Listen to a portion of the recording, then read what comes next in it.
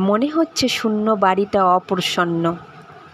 অপরাধ হয়েছে আমার, তাই আছে মুখ ফিরিয়ে। ঘরে ঘরে বেড়াই ঘুরে, আমার জায়গা নেই। হাঁপিয়ে বেরিয়ে চলে আসি।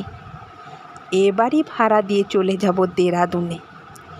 অমলির ঘরে ঢুকতে পারিনি বহু দিন। মোচড় যেন দিত বুকে। ভাড়াটে আসবে, ঘর দিতেই হবে সাফ করে। তাই খুললাম ঘরের তালা। একজোড়া আগ্রার জুতো, চুল বাঁধবার চিরুনি, তেল, এসেন্সের শিশি, শেলফে তার পড়বার বই, ছোট্ট হারমোনিয়াম, একটা অ্যালবাম। ছবি কেটে কেটে জুড়েছে তার পাতায়। আলনায় তোয়ালে, জামা, খদ্দরের শাড়ি। ছোট্ট কাঁচের আলমারিতে নানা রকমের পুতুল, শিশি, খালি পাউডারের কৌটো। চুপ করে বসে রইলাম চৌকিতে।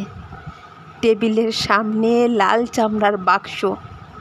স্কুলে নিয়ে যেত সঙ্গে। তার থেকে খাতাটি নিলাম তুলে, আঁক কষবার খাতা। ভিতর থেকে পড়ল একটি আখোলা চিঠি। আমারই ঠিকানা লেখা, অমলির কাঁচা হাতের অক্ষরে। শুনেছি ডুবে মরবার সময় অতীতকালের সব ছবি এক মুহূর্তে দেখা দেয় নিবিড় হয়ে। চিঠিখানি হাতে নিয়ে তেমনি পড়ল মনে অনেক কথা এক নিমেষে। অমলার মা যখন গেলেন মারা, তখন ওর বয়স ছিল 7 বছর। কেমন একটা ভয় লাগতো মনে, ও বুঝি বাঁচবে না বেশি দিন। কেননা বড় করুণ ছিল ওর মুখ, যেন অকাল বিচ্ছেদের ছায়া। ভাবি কাল থেকে উল্টে এসে পড়েছিল ওর বড় বড় কালো চোখের উপরে। সাহস হতো না ওকে সঙ্গ ছাড়া করি। কাজ করছি অফিসে বসে, হঠাৎ মনে হতো যদি কোনো আপদ ঘটে থাকে। বাঁকিপুর থেকে মাসি এলো ছুটিতে।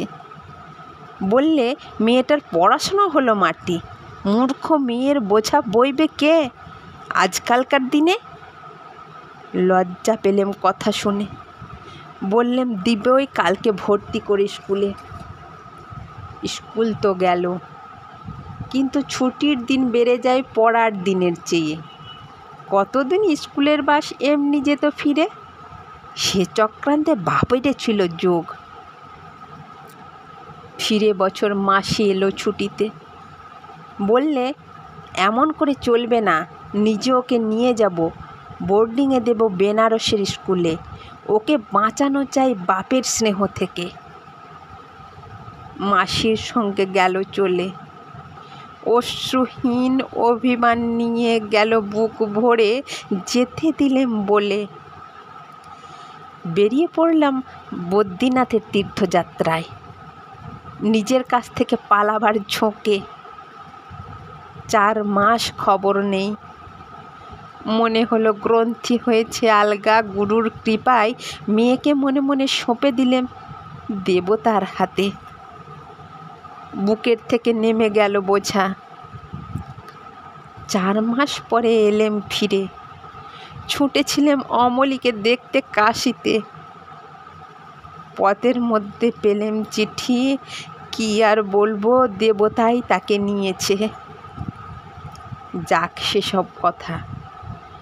অমলার ঘরে বসে সেই আখোলা চিঠি খুলে দেখি তাতে লেখা, তোমাকে দেখতে বড্ড ইচ্ছে করছে, আর কিছুই নেই।